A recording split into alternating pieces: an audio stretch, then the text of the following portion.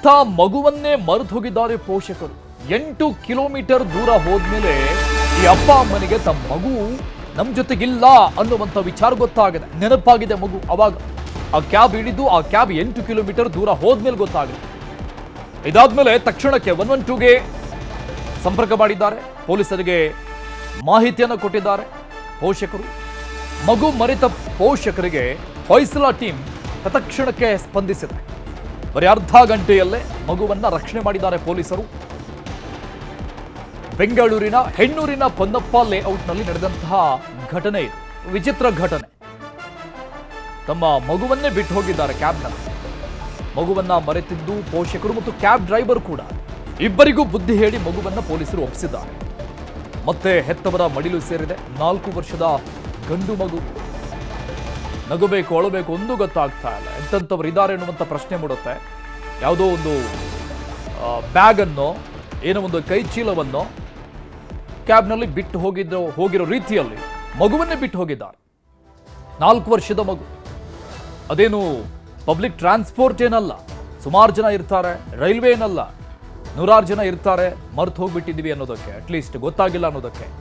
Cab private ಆಗಿ book ಮಾಡಿರುವಂಥ cab, ಇಬ್ಬರೇ ಕುಳಿತುಕೊಳ್ಳುವಂಥ ಜಾಗ.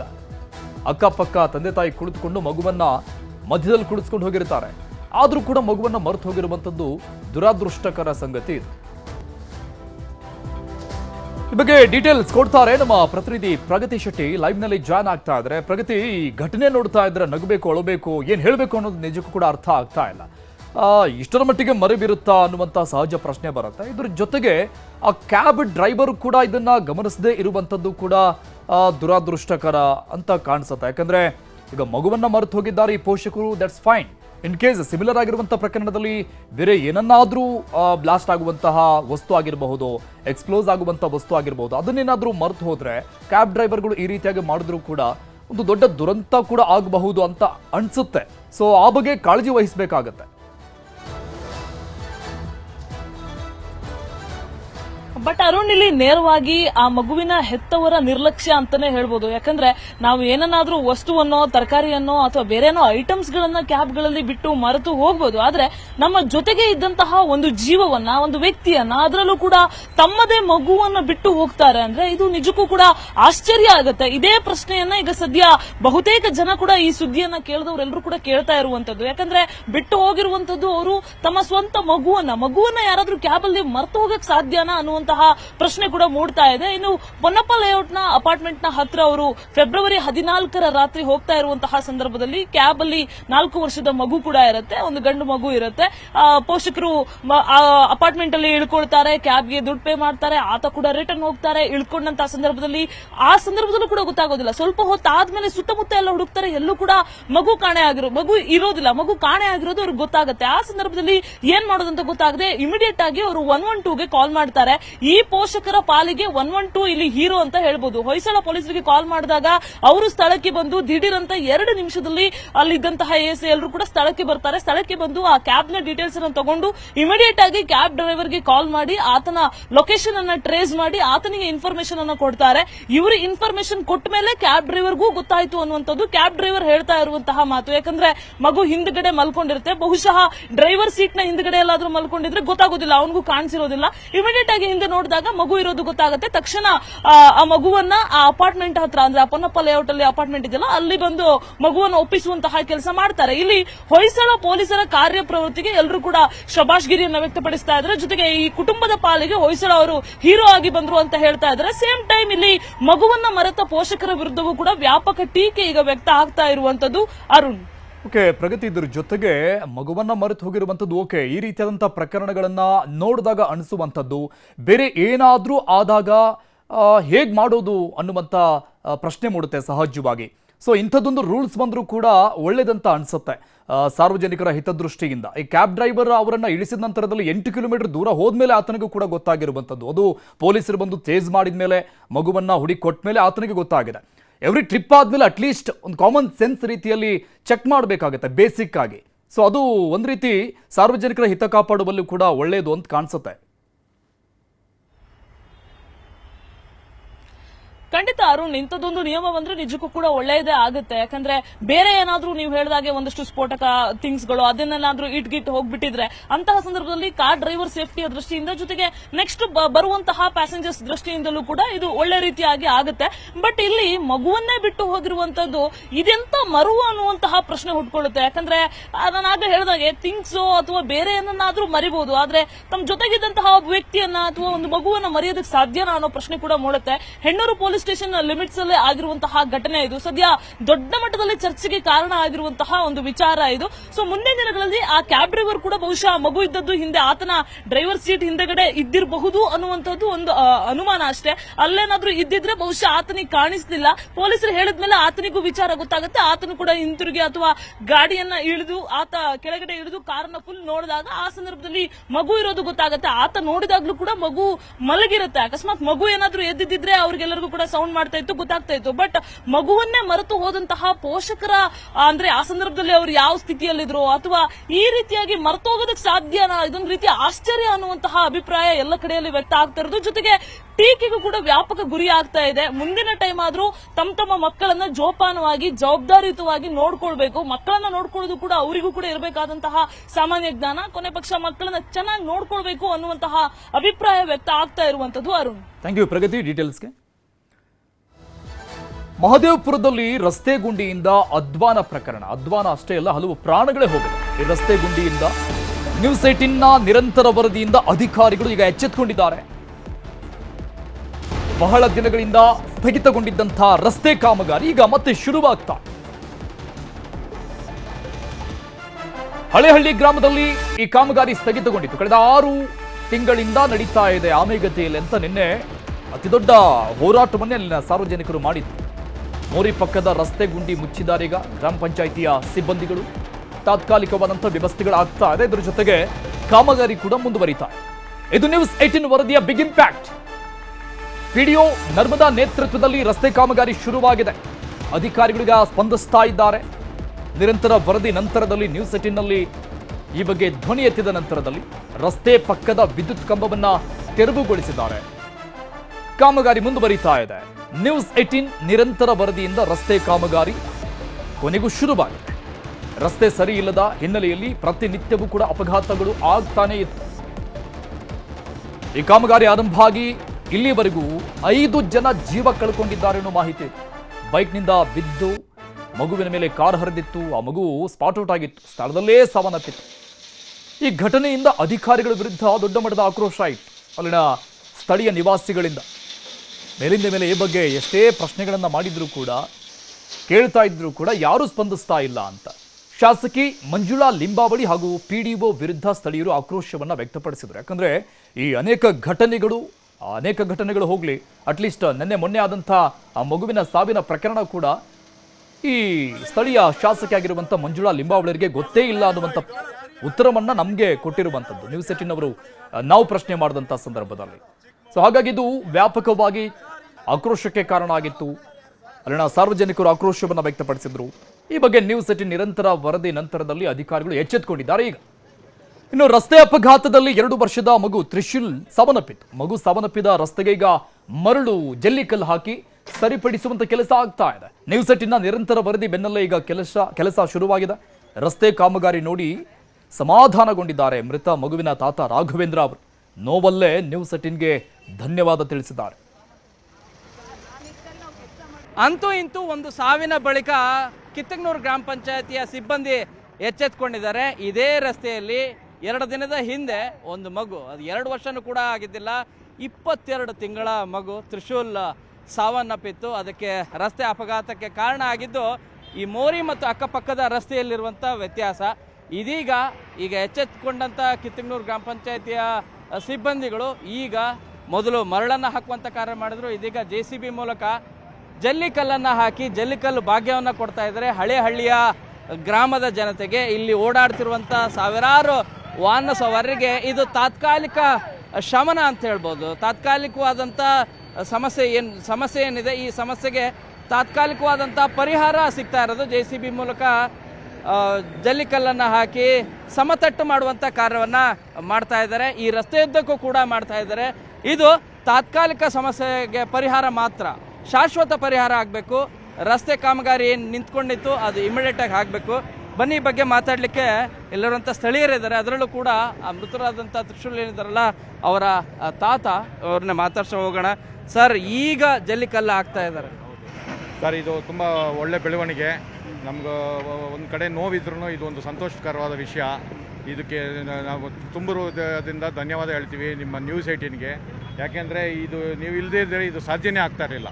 ಇವತ್ತು ಏನಾದರೂ ಒಂದು ಒಳ್ಳೆ ಕೆಲಸ ಆಗ್ತಾಯಿದೆ ಅಂತಂದರೆ, ಈ ನಮ್ಮ ಮಗುದು ಪ್ರಾಣ ತ್ಯಾಗ ಆದಮೇಲೆ ಇದಾಗ್ತಾ ಇದೆ ಅಂದರೆ ನಾವು ಧನ್ಯವಾದ ಹೇಳಬೇಕು ನಮ್ಮ ನ್ಯೂಸ್ ಮೀಡಿಯಾಗೆ ಮತ್ತು ಇಲ್ಲಿರೋ ಸಿಟಿಸನ್. ಟೆಂಪ್ರವರಿ ಅಂತ ಅನಿಸ್ತಿಲ್ವ ಸರ್? ಇದು ಈಗ ಟೆಂಪ್ರವರಿ ತಾತ್ಕಾಲಿಕವಾಗಿ ಮಾಡ್ತಿದ್ದಾರೆ, ಆದರೆ ಒಳ್ಳೆ ಬೆಳವಣಿಗೆ. ಅಟ್ಲೀಸ್ಟ್ ಶುರು ಮಾಡಿದ್ದಾರೆ. ಇದು ಹಿಂಗೆ ಇದಾಗಬಾರ್ದು, ಇದನ್ನ ಕಂಟಿನ್ಯೂ ಮಾಡಿ. ಇದನ್ನ ಬಹುಶಃ ಈ ಕೆಲಸವನ್ನ ಮಾಡಿದ್ರೆ ಮಗು ಕೂಡ ಉಳಿತಾ ಇತ್ತು, ಜನರು ಸುರಕ್ಷಿತವಾಗಿ ಓಡಾಡ್ತಾ ಇದ್ರು. ಸತ್ಯ ಸರ್, ನಿಜವಾದ ಮಾತು. ಇದು ಮುಂಚೆನೇ ಆಗಿದ್ದಿದ್ರೆ ಇದು ಇವತ್ತು ಈ ಪರಿಸ್ಥಿತಿ ಬರ್ತಿರ್ಲಿಲ್ಲ. ನಮ್ಮ ಮಗು ಕಳ್ಕೊಳಕ್ಕೆ ಇದಾಗ್ತಾ ಇರಲಿಲ್ಲ, ಆಗಬಾರ್ದಾಗಿತ್ತು. ದೈವಿಚ್ಛೆ ಏನೋ ಆಗಿಬಿಟ್ಟಿದೆ. ಇನ್ಮೇಲೆ ಆದರೂ ಇದನ್ನು ಹಿಂಗೆ ಬಿಡದೆ ಇದನ್ನು ಪರಿಪೂರ್ಣವಾಗಿ ಕ್ಲೀನ್ ರೆಡಿ ಮಾಡಿ ಜನಗಳಿಗೆ ಅನುಕೂಲವಾಗಿ ಓಡಾಡೋಕ್ಕೆ ವಾತಾವರಣ ಮಾಡಿಕೊಡ್ಬೇಕು ಅಂತ ತುಂಬ ಹೃದಯದಿಂದ ಹೇಳ್ಕೊಳ್ತೀನಿ. ನಿಮಗೂ ನ್ಯೂಸ್ 18ಗೂ ತುಂಬ ಹೃದಯದ ಧನ್ಯವಾದಗಳು. ನೀವು ಹಗಲು ರಾತ್ರಿ ನಮ್ಮ ಜೊತೆಲಿದ್ದು ನಮಗೆ ಸಹಕಾರ ಮಾಡಿದ್ದೀರಾ. ಇದೇ ಥರ ರೋಡ್ ಆಗೋ ಗಂಟ ನೀವು ನಮಗೆ ಸಹಕಾರ ಮಾಡಬೇಕು ಅಂತ ನಾವು ಕೋರ್ಕೊತೀವಿ ಸರ್. ಖಂಡಿತ. ಯಾಕಂದರೆ ಕಳೆದ 2 ದಿನಗಳ ಹಿಂದೆ ಈ ರಸ್ತೆಯಲ್ಲಿ ಓಡಾಡಲಿಕ್ಕೂ ಕೂಡ ಕಷ್ಟ ಇತ್ತು. ಇನ್ಫ್ಯಾಕ್ಟ್ ಈಗಲೂ ಕೂಡ ಜಲ್ಲಿಕಲ್ಲಿಯಲ್ಲಿ ಓಡೋದು ಅಷ್ಟು ಸುಲಭ, ವೆಹಿಕಲ್ಗಳ ಮೂವ್ಮೆಂಟ್ ಆಗೋದು ಅಷ್ಟು ಸುಲಭದ ಮಾತಲ್ಲ. ಬಟ್ ಟೆಂಪ್ರವರಿಯಾಗಿ ಇದು ಓಕೆ, ಬಟ್ ಆದರೆ ಟೆಂಪ್ರವರಿ ಸೊಲ್ಯೂಷನ್ ಬೇಡ. ಇಲ್ಲಿರುವಂಥ ಜನರಿಗೆ ಬೇಕಾಗಿರೋದು ಪರ್ಮನೆಂಟ್ ಸೊಲ್ಯೂಷನ್. ತಮ್ಮ ಪಾಡಿಗೆ ಏನು ಕಾಮಗಾರಿ ವ್ಯಾಪ್ತಿ ಏನಿದೆ ಆ ಕಾಮಗಾರಿ ಆಗ್ಬಿಟ್ಟಿದ್ರೆ ಬಹುಶಃ ಈ ರೀತಿಯಾದಂಥ ಸಮಸ್ಯೆ ಆಗ್ತಾ ಇದ್ದಿಲ್ಲ. ಆ ಸಮಸ್ಯೆ ಬೇಗ ಆಗಲಿ. ಅಲ್ಲಿವರೆಗೂ ಕೂಡ ನ್ಯೂಸ್ 18 ನಿರಂತರವಾಗಿ ವರದಿಯನ್ನು ಮಾಡುತ್ತೆ, ಅದರ ಪರಿಶೀಲನೆಯನ್ನು ಕೂಡ ಮಾಡುತ್ತೆ. ಅಧಿಕಾರಿಗಳನ್ನು ಎಚ್ಚರಗೊಳಿಸುವಂಥ ಕಾರ್ಯ ಅನಿವಾರ್ಯವಾಗಿ ಮಾಡಬೇಕಾಗಿದೆ. ಇದು ನ್ಯೂಸ್ 18 ಇಂಪ್ಯಾಕ್ಟ್ ವರದಿ. ಕ್ಯಾಮ್ರಾ ಪರ್ಸನ್ ನೂರ್ ಅಹಮದ್ ಜೊತೆ ಶರಣು ಹಂಪಿ, ನ್ಯೂಸ್ 18. ಕಳೆದ 6 ತಿಂಗಳಿಂದ ನೆನೆಗುದಿಗೆ ಬಿದ್ದಂತಹ ರಸ್ತೆ ಕಾಮಗಾರಿ ಇದು ಆಮೆಗತಿಯಲ್ಲಿ ಸಾಗ್ತಾ ಇತ್ತು. ಇದರಿಂದ 4 ಜನ ಸಾವನ್ನಪ್ಪಿದ್ದಾರೆ, ಈ ಮಗು ಸೇರಿದಂಗೆ. ಈಗ ಮಗುವಿನ ಸಾವಿನ ನಂತರದಲ್ಲಿ ಕೊನೆಗೂ ಅಧಿಕಾರಿಗಳು ಎಚ್ಚೆತ್ತುಕೊಂಡಿದ್ದಾರೆ. ಅದರಲ್ಲೂ ಕೂಡ ನ್ಯೂಸ್ 18ನಲ್ಲಿ ನಿರಂತರವಾದಂಥ ವರದಿ ಪ್ರಸಾರ ಆದಮೇಲೆ ಹಗಲು ರಾತ್ರಿ ಅಲ್ಲಿನ ಸ್ಥಳೀಯರ ಅಳಲನ್ನ ಕೇಳೋಕೆ ನಾವು ಕೂಡ ನಿಂತ್ಕೊಂಡಿದ್ವಿ. ಈ ಸಮಸ್ಯೆ ಬಗೆಹರಿವರೆಗೂ ಕೂಡ ನಾವು ಬಿಡದೇನೆ ನಿರಂತರವಾಗಿ ವರದಿ ಮಾಡಿದಂತಹ ಫಲಶ್ರುತಿಯನ್ನು ಈಗ ನೋಡ್ತಾ ಇದ್ದೀವಿ. ಸದ್ಯಕ್ಕೆ ಕಾಮಗಾರಿ ಆರಂಭ ಆಗಿದೆ. ಮಾರ್ಚ್ 18ರಿಂದ SSLC ಪರೀಕ್ಷೆ ಆರಂಭವಾಗ್ತಾ ಇದೆ. ಇನ್ನು ಮತ್ತೊಂದು ಕಡೆ ಫೆಬ್ರವರಿ 28ರಿಂದ ದ್ವಿತೀಯ PUC ಎಕ್ಸಾಮ್ಸ್ಗಳು ಕೂಡ ಶುರುವಾಗ್ತಾ ಇದೆ. 18 ಮೇ 2026ರಿಂದ SSLC ಪರೀಕ್ಷೆ 2ಗೆ ಅವಕಾಶವನ್ನು ನೀಡಲಾಗಿದೆ. SSLC ಪರೀಕ್ಷೆ 2ಗೆ ಮೇ 18, 2026ರಿಂದ ಪರೀಕ್ಷೆಯ ಆತಂಕ ಅನುಮಾನ ದೂರ ಮಾಡಲು ಸಹಾಯವಾಣಿ ಕೂಡ ತೆರೆಯಲಾಗಿದೆ. 080233310076 ಈ ಸಹಾಯವಾಣಿಗೆ ಕಾಲ್ ಮಾಡಿ ಮಾಹಿತಿಯನ್ನ ಪಡಿಬಹುದಾಗಿದೆ. ಶಿಕ್ಷಣ ಸಚಿವ ಮಧು ಬಂಗಾರಪ್ಪನವರು ಎಕ್ಸಾಮ್ಸ್ನ ಕುರಿತಾಗಿ ಎಲ್ಲ ಮಾಹಿತಿಗಳನ್ನು ತಿಳಿಸಿಕೊಟ್ಟಿದ್ದಾರೆ. ಇವತ್ತು ವೇಳಾಪಟ್ಟಿ ಕೂಡ ನಮ್ಮ ಸ್ಕ್ರೀನ್ನಲ್ಲಿ ನೋಡ್ತಾ ಇದ್ದೀವಿ, ಯಾವ ಯಾವ ಡೇಟ್ಸ್ಗೆ ಯಾವ ಯಾವ ಎಕ್ಸಾಮ್ಸ್ಗಳಿರುತ್ತೆ ಅಂತ.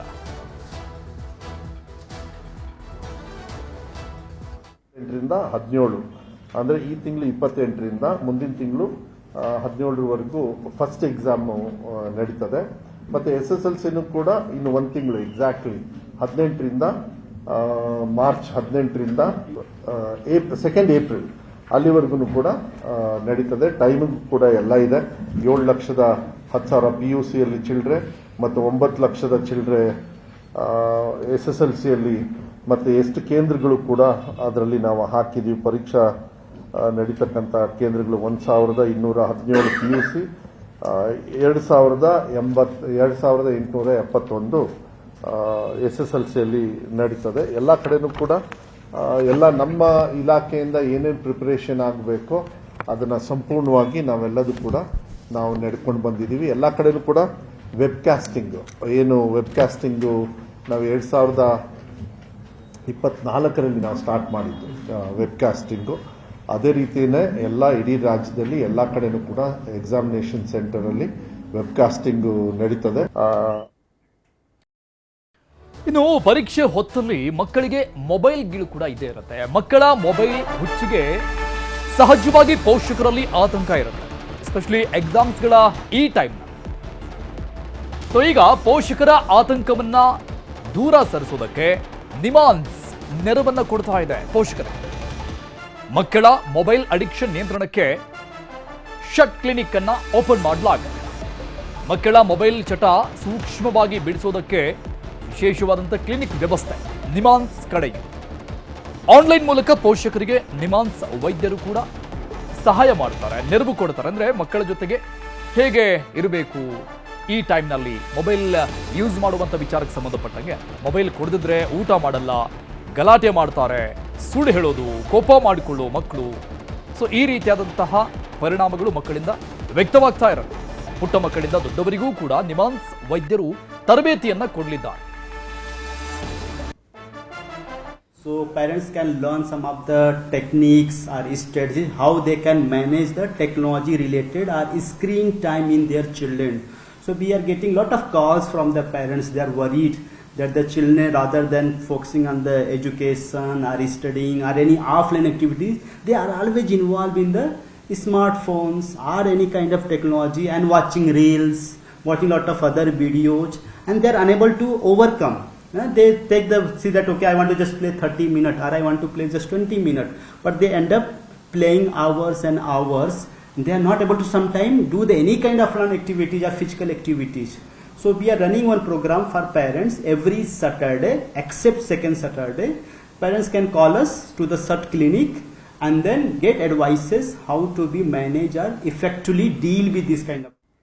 ಈ ಬಗ್ಗೆ ಡೀಟೇಲ್ಸ್ ಕೊಡ್ತಾರೆ ನಮ್ಮ ಪ್ರತಿನಿಧಿ ಪ್ರಗತಿ. ಲೈವ್ನಲ್ಲಿ ಜಾಯ್ನ್ ಆಗ್ತಾ ಇದ್ದಾರೆ. ಪ್ರಗತಿ, ಎಸ್, ಸಹಜವಾಗಿ ಮೊಬೈಲ್ ಅನ್ನುವಂಥದ್ದು ಅಡಿಕ್ಷನ್. ಊಟ ನೀರು ಇಲ್ಲ ಅಂದ್ರೂ ಕೂಡ ಮೊಬೈಲ್ ಬೇಕೇ ಬೇಕು ಅನ್ನುವಂಥ ಕಾಲದಲ್ಲಿ ನಾವೆಲ್ಲ ಕೂಡ ಇರುವಂಥದ್ದು. ಅದು ಚಿಕ್ಕ ಮಕ್ಕಳಿಂದ ಹಿಡ್ಕೊಂಡು ವಯೋವೃದ್ಧರವರೆಗೂ ಕೂಡ ಅದು ಅಡಿಕ್ಷನ್ ಆಗಿಬಿಟ್ಟಿದೆ. ಬಟ್ ಎಸ್ಪೆಷಲಿ ಎಕ್ಸಾಮ್ ಟೈಮ್ಗಳಲ್ಲಿ ಅದನ್ನು ದೂರ ಇಡಬೇಕು ಅಂದಾಗ ಸಹಜವಾಗಿ ಅದು ಪ್ರಾಬ್ಲಮ್ ಆಗುತ್ತೆ ಅಡಿಕ್ಷನ್ ಆದಂಥ ಟೈಮ್ನಲ್ಲಿ. ಬಟ್ ನಿಮಾನ್ಸಿಂದ ಒಳ್ಳೆ ಮೂವ್ ಇದು. ಶಟ್ ಕ್ಲಿನಿಕ್ ಓಪನ್ ಮಾಡಿರುವಂಥದ್ದು ಹೇಗೆ ವರ್ಕ್ ಆಗುತ್ತೆ ಇದು, ಮತ್ತೆ ಪೋಷಕರಿಗೆ ಯಾವ ರೀತಿಯಾಗಿ ನೆರವನ್ನು ಕೊಡುತ್ತೆ? ಅರುಣ್, ಮಕ್ಕಳಲ್ಲಿ ಸ್ಕ್ರೀನ್ ಅಡಿಕ್ಷನ್ ಜಾಸ್ತಿ ಆಗ್ತಾ ಇರೋದ್ರಿಂದ ಅದನ್ನ ತಪ್ಪಿಸಬೇಕು ಅಂತ ಪೋಷಕರು ಹರಸಾಹಸವನ್ನ ಪಟ್ಟರು ಕೂಡ ಇದು ಸಕ್ಸಸ್ ಆಗ್ತಾ ಇಲ್ಲ. ಯಾಕಂದ್ರೆ ಮಕ್ಕಳು ಮೊಬೈಲ್ ಅನ್ನ ಬಿಡಿಸಿದ್ರೆ ನಾವು ಆತ್ಮಹತ್ಯೆ ಮಾಡ್ಕೊಳ್ತೀವಿ, ಊಟ ಮಾಡೋದಿಲ್ಲ, ಶಾಲೆಗೆ ಹೋಗೋದಿಲ್ಲ, ಈ ರೀತಿಯಾದಂತಹ ಒಂದಷ್ಟು ಬೆದರಿಕೆಗಳನ್ನ ಹಾಕ್ತಾರೆ. ಸೊ ನೇರವಾಗಿ ಬೆದರಿಕೆ ಹಾಕಿದಾಗ ಅನಿವಾರ್ಯವಾಗಿ ಪೇರೆಂಟ್ಸ್ ಮೊಬೈಲ್ ಅನ್ನ ಕೊಡ್ಲೇಬೇಕಾದಂತಹ ಪರಿಸ್ಥಿತಿ ಎದುರಾಗುತ್ತೆ. ಸೊ ಇದೇ ಕಾರಣಕ್ಕೋಸ್ಕರ ಏನ್ ಮಾಡೋದು ಅನ್ನುವಂತಹ ಗೊಂದಲದಲ್ಲಿ ಪೇರೆಂಟ್ಸ್ ಇದ್ರು. ಅವರೆಲ್ಲರಿಗೂ ಕೂಡ ಈಗ ನಿಮಾನ್ಸ್ ವತಿಯಿಂದ ಶಟ್ ಅನ್ನುವಂತಹ ಒಂದು ಕ್ಲಿನಿಕ್ ಅನ್ನ ಆರಂಭ ಮಾಡಲಾಗಿದೆ. ಇದರಲ್ಲಿ ಮಕ್ಕಳಿಗೆ ಯಾವ ರೀತಿಯಾಗಿ ಮೊಬೈಲ್ ಅವ್ರ ಹತ್ರ ಹಂತ ಹಂತವಾಗಿ ಅವ್ರ ಹತ್ರ ಮೊಬೈಲ್ ಅನ್ನ ಬಿಡಿಸಬೇಕು ಅನ್ನುವಂತಹದ್ರ ಬಗ್ಗೆ ಅವರಿಗೆ ಸೆಷನ್ ಮೂಲಕ, ಆನ್ಲೈನ್ ಸೆಷನ್ ಮೂಲಕ ಅವರಿಗೆ ಟೀಚಿಂಗ್ ಮಾಡಲಾಗುತ್ತೆ. ಪ್ರತಿ ವಾರದಲ್ಲಿ ಒಂದು ದಿನ ಅಂದ್ರೆ ಶುಕ್ರವಾರ ಅವರಿಗೆ ಹೇಳ್ಕೊಡ್ಲಾಗುತ್ತೆ ಯಾವ ರೀತಿಯಾಗಿ ಮಕ್ಕಳ ಕೈಯಿಂದ ಸೂಕ್ಷ್ಮವಾಗಿ ಮೊಬೈಲ್ ನ ಅಡಿಕ್ಷನ್ ಅನ್ನ ಬಿಡಿಸಬೇಕು ಅನ್ನುವಂತಹದ್ದು ವಿಚಾರಕ್ಕೆ ಸಂಬಂಧಪಟ್ಟಾಗ ಹೇಳ್ಕೊಡ್ತಾರೆ. ಜೊತೆಗೆ ಸೋಷಿಯಲ್ ಮೀಡಿಯಾ ಅಡಿಕ್ಷನ್ ಆಗಲಿ ಅಥವಾ ಬೇರೆ ಬೇರೆ ವೆಬ್ಸೈಟ್ ಗಳಲ್ಲಿ ಅಶ್ಲೀಲ ದೃಶ್ಯಗಳನ್ನ ನೋಡೋದು, ಇಂತಹ ಅಡಿಕ್ಷನ್ ಗಳಾಗ್ಲಿ, ಈ ಎಲ್ಲ ಪ್ರಕರಣಗಳು ಈಗ ಆಲ್ರೆಡಿ ರಿಜಿಸ್ಟರ್ ಆಗಿರುವಂತಹ ಒಂದಷ್ಟು ಸೆಷನ್ಸ್ ನಡೆದಿದೆಯಲ್ಲ, ಆ ಸೆಷನ್ಸ್ ಅಲ್ಲಿ ಪೇರೆಂಟ್ಸ್ ಹೇಳ್ಕೊಂಡಿದಾರಂತೆ ಈ ತರಹದ ಚಟಗಳು ಮಕ್ಕಳಲ್ಲಿ ಜಾಸ್ತಿ ಆಗ್ತಾ ಇದೆ, ಅದನ್ನ ಬಿಡಿಸೋದ್ರ ಬಗ್ಗೆ ಹೇಳ್ಕೊಡಿ ಅಂತ. ಸೊ ಅವರಿಗೆ ಒಂದಷ್ಟು ಪಾಯಿಂಟ್ಸ್ ಅನ್ನ ಹೇಳ್ಕೊಡ್ತಾರೆ. ಒಂದೇ ಸೆಷನ್ ಅಲ್ಲಿ ಎಲ್ಲಾ ಟೀಚ್ ಮಾಡೋದಕ್ಕೆ ಸಾಧ್ಯ ಆಗೋದಿಲ್ಲ. ಸೊ ಅವರು ಹೇಳ್ಕೊಡುವಂತಹ ವಿಚಾರವನ್ನ, ಅಂದ್ರೆ ನಿಮಾನ್ಸ್ ನ ಎಕ್ಸ್ಪರ್ಟ್ ಡಾಕ್ಟರ್ಗಳು ಹೇಳ್ಕೊಡುವಂತಹ ವಿಚಾರವನ್ನ ಇವರು ಟಿಪ್ಪಣಿ ಮಾಡಿಟ್ಕೊಳ್ಬೇಕು. ಅದಕ್ಕೆ ಸಂಬಂಧಪಟ್ಟಂತಹ ಡೌಟ್ಸ್ ಏನಾದ್ರು ಇದ್ರೆ ಮತ್ತೊಂದು ಸೆಷನ್ ಅಲ್ಲಿ ಕೇಳೋದಕ್ಕೆ ಅವಕಾಶ ಇರುತ್ತೆ. ಪ್ರತಿ ವಾರ ಒಂದು ಸೆಷನ್ ಅಲ್ಲಿ 50ರಿಂದ 60 ಮಂದಿಗಷ್ಟೇ ಅವಕಾಶ ಇರುತ್ತೆ. ಈಗ ಆಲ್ರೆಡಿ ನಿಮಾನ್ಸ್ ಅಲ್ಲಿ 5,000ಕ್ಕೂ ಅಧಿಕ ಮಂದಿಗೆ ಈಗ ಆಲ್ರೆಡಿ ಅವರು ಟೀಚ್ ಮಾಡಿದಾರಂತೆ. ಈ ಬಗ್ಗೆ ರಿಜಿಸ್ಟರ್ ಕೂಡ ಆಗಿದೆಯಂತೆ. ಹಂತ ಹಂತವಾಗಿ ಇನ್ನು ಮುಂದಿನ ದಿನಗಳಲ್ಲಿ ಶಾಲಾ ಮತ್ತು ಕಾಲೇಜಿನ ಕ್ಯಾಂಪಸ್ ಅಲ್ಲೂ ಕೂಡ ಸ್ಕ್ರೀನ್ ಅಡಿಕ್ಷನ್ ಇಂದ ಏನೇನು ಸಮಸ್ಯೆ ಆಗುತ್ತೆ ಅನ್ನುವಂತಹದ್ರ ಬಗ್ಗೆ ಅವೇರ್ನೆಸ್ ಮೂಡಿಸೋದಕ್ಕೂ ಕೂಡ ನಿಮಾನ್ಸ್ ವೈದ್ಯರು ಪ್ಲಾನ್ ಮಾಡ್ತಾ ಇದ್ದಾರೆ. ಈಗಾಗಲೇ ನಿಮ್ಗೆ ಗೊತ್ತಿರಬಹುದು, ಉತ್ತರ ಪ್ರದೇಶದ ಗಾಜಿಯಾಬಾದ್ ಅಲ್ಲಿ ಮೊಬೈಲ್ ಅಡಿಕ್ಷನ್ ಇಂದ ಹೇಗೆ ಸೂಸೈಡ್ ಎಲ್ಲ ಮಾಡ್ಕೊಂಡ್ರು ಅಂತ. ಅದಾದ್ಮೇಲೆ ಪೇರೆಂಟ್ಸ್ಗೂ ಕೂಡ, ಈಗ ರಾಜ್ಯದಲ್ಲಿರುವಂತಹ ಪೇರೆಂಟ್ಸ್ಗೂ ಕೂಡ ಜಾಸ್ತಿ ಆತಂಕ ಹುಟ್ಕೊಳ್ತಾ ಇದೆ. ಜೊತೆಗೆ ಎಕ್ಸಾಮ್ ಕೂಡ ಬರ್ತಾ ಇದೆ. ಎಕ್ಸಾಮ್ಗೆ ಓದ್ಕೊಳ್ಳೋದನ್ನ ಬಿಟ್ಟು 24 ಗಂಟೆ ಮೊಬೈಲ್ ಅನ್ನೇ ನೋಡ್ತಾ ಕೂತ್ಕೊಂಡ್ರೆ ಮಕ್ಕಳ ಎಕ್ಸಾಮ್ ಮೇಲೂ ಕೂಡ ಅದು ನೇರವಾದ ಪರಿಣಾಮ ಬೀರುತ್ತೆ. ಸೊ ಈ ಕಾರಣಕ್ಕಾಗಿ ಮೊಬೈಲ್ ಅಡಿಕ್ಷನ್ ಅನ್ನು ಬಿಡಿಸೋದಕ್ಕೆ ನಿಮಾನ್ಸ್ ಮೊರೆಯನ್ನ ಈಗ ಪೇರೆಂಟ್ಸ್ ಹೋಗಿರುವಂತದ್ದು. ಅರುಣ್, ಓಕೆ ಪ್ರಗತಿ, ಈಗ ಎಕ್ಸಾಮ್ಸ್ಗಳು ಅನೌನ್ಸ್ ಆಗಿದೆ ಇವತ್ತೇ ತಾನೆ. SSLC ಮತ್ತು ದ್ವಿತೀಯ PU ಎಕ್ಸಾಮ್ಸ್ಗಳು ಇಲ್ಲಿಂದ ಸರಿಯಾಗಿ 1 ತಿಂಗಳು ಮಾತ್ರ ಟೈಮ್ ಇರುವಂಥದ್ದು. ಸೊ ಈ ಒಂದು ಆಕ್ಟಿವಿಟೀಸ್ ಏನಿದೆ ಇದು ಇಲ್ಲಿಂದಾನೇ ಆರಂಭ ಆಗಬೇಕಾಗತ್ತೆ. ಅಂದರೆ ಅಲ್ಲಿಗೆ ಒಂದು ಹಂತಕ್ಕೆ ಮೊಬೈಲ್ ಬಿಟ್ಟು ಮಕ್ಕಳು ದೂರ ಇರಬಹುದು. ಸೊ ಇದು ಹೇಗೆ ವರ್ಕ್ ಆಗುತ್ತೆ? ಓನ್ಲಿ ಆನ್ಲೈನ್ನ ಅಥವಾ ಮಕ್ಕಳನ್ನ ಪೋಷಕರು ನಿಮಾನ್ಸ್ಗೆ ಕರ್ಕೊಂಡು ಹೋಗಬಹುದಾ? ಸದ್ಯಕ್ಕೆ ಶಟ್ ಅನ್ನುವಂತಹ ಪರಿಕಲ್ಪನೆಯಲ್ಲಿ ಈಗ ಮಾಡಿರುವಂತಹ ಈಗ ಟೀಚ್ ಮಾಡ್ತಾ ಇರೋದು ಏನಿದೆ ಇದು ಆನ್ಲೈನ್ ಸೆಷನ್ ಮೂಲಕ ನಡೆಯುತ್ತೆ. ಅಂದ್ರೆ ಕೇವಲ ರಾಜ್ಯದವರು ಮಾತ್ರ ಅಲ್ಲ, ಎಲ್ಲಿಯವರು ಬೇಕಾದ್ರೆ ಬೇರೆ ಬೇರೆ ರಾಜ್ಯದವರು ಕೂಡ ಇದಕ್ಕೆ ನೋಂದಣಿ ಮಾಡ್ಕೊಳ್ಳೋದಕ್ಕೆ ಅವರಿಗೆ ಅವಕಾಶ ಇರುತ್ತೆ. ಒಂದು ಸಹಾಯವಾಣಿ ಸಂಖ್ಯೆ ಇರುತ್ತೆ. ಯಾವ ದಿನ ಸೆಷನ್ ಆಗುತ್ತೆ ಅನ್ನುವಂತಹ ಇನ್ಫಾರ್ಮೇಶನ್ ಅನ್ನ ಸಹಾಯವಾಣಿ ಸಂಖ್ಯೆಯ ಸಮೇತ ನಿಮಾನ್ಸ್ನ ಸಾಮಾಜಿಕ ಜಾಲತಾಣಗಳೆಲ್ಲವೂ ಕೂಡ ಅಲ್ಲಿ ಅವರು ಹಾಕಿರ್ತಾರೆ. ಸೊ ಅದನ್ನ ನೋಡಿಕೊಂಡು ಪೇರೆಂಟ್ಸ್ ಅವರು ಕಾಲ್ ಮಾಡಿ ರಿಜಿಸ್ಟರ್ ಮಾಡಬಹುದು. ಜೊತೆಗೆ ಆ ಹೆಲ್ಪ್ ಲೈನ್ ಅಲ್ಲಿ ಅವ್ರಿಗೆ ಏನಾದರೂ ಸಮಸ್ಯೆ ಇದ್ರೆ ಮುಂಚೆನೆ ಅಂದ್ರೆ ಸೆಷನ್ ಶುರು ಆಗೋದಕ್ಕಿಂತ ಮುಂಚೆನೆ ಒಂದಷ್ಟು ಗೊಂದಲಗಳಿದ್ರೆ ಕ್ಲಿಯರ್ ಮಾಡ್ಕೊಳ್ಬಹುದು. ಸೆಷನ್ ಅಲ್ಲಿ ಎಕ್ಸ್ಪರ್ಟ್ ಡಾಕ್ಟರ್ಗಳಿರ್ತಾರೆ, ಅವರು ಇದಕ್ಕೆ ಸಂಬಂಧಪಟ್ಟ ಹಾಗೆ ಟೀಚ್ ಮಾಡ್ತಾರೆ. ಅಂದ್ರೆ ಆನ್ಲೈನ್ ಅಡಿಕ್ಷನ್ ಹೇಗೆ ಬಿಡಿಸಬೇಕು, ಮಗು ಯಾವ ಚಟಕ್ಕೆ ಬಿದ್ದಿದೆ, ಅಂದ್ರೆ ಸ್ಕ್ರೀನ್ ಅಡಿಕ್ಷನ್ ಅಲ್ಲೂ ಕೂಡ ನಿಮ್ಗೆ ಗೇಮಿಂಗ್ ಅಡಿಕ್ಷನ್ ಬೇರೆ ಇರುತ್ತೆ, ಮತ್ತೆ ಬೇರೆ ಬೇರೆ ರೀತಿಯಾದಂತಹ ಅಡಿಕ್ಷನ್ ಇರುತ್ತೆ. ಕೆಲವರು ಒಂದಿಷ್ಟು ರೀಲ್ಸ್ ನೋಡ್ತಾ ಕೂತ್ಕೊಳ್ಳೋ ಅಡಿಕ್ಷನ್ ಇರುತ್ತೆ. ಒಬ್ಬೊಬ್ಬರಿಗೆ ಒಂದೊಂದು ರೀತಿಯಾದಂತಹ ಒಂದೊಂದು ಮಗುವಿಗೆ ಒಂದೊಂದು ರೀತಿಯಾದಂತಹ ಚಟ ಇರುತ್ತೆ. ಸೊ ನಿಮಾನ್ಸ್ ವೈದ್ಯರು ಸೆಷನ್ ಅಲ್ಲಿ ಅವ್ರಿಗೆ ತಿಳಿದು ಬಂದಂತಹ ವಿಚಾರ ಏನಂದ್ರೆ 10 ಗಂಟೆಗೂ ಅಧಿಕ ಕಾಲ ಒಂದೊಂದು ಮಗು ಮೊಬೈಲ್ ಅಲ್ಲಿ ಸ್ಪೆಂಡ್ ಮಾಡ್ತಾ ಇತ್ತಂತೆ. ಸೊ ಇದನ್ನ ಬಿಡಿಸೋದಕ್ಕೆ ಎಲ್ಲಾ ರೀತಿಯ ಸೆಷನ್ ಅಲ್ಲಿ ಕೂಡ ಟೀಚ್ ಮಾಡ್ತಾ ಇರುವಂತದ್ದು. Arun, thank you Pragati ಡೀಟೇಲ್ಸ್ಗೆ.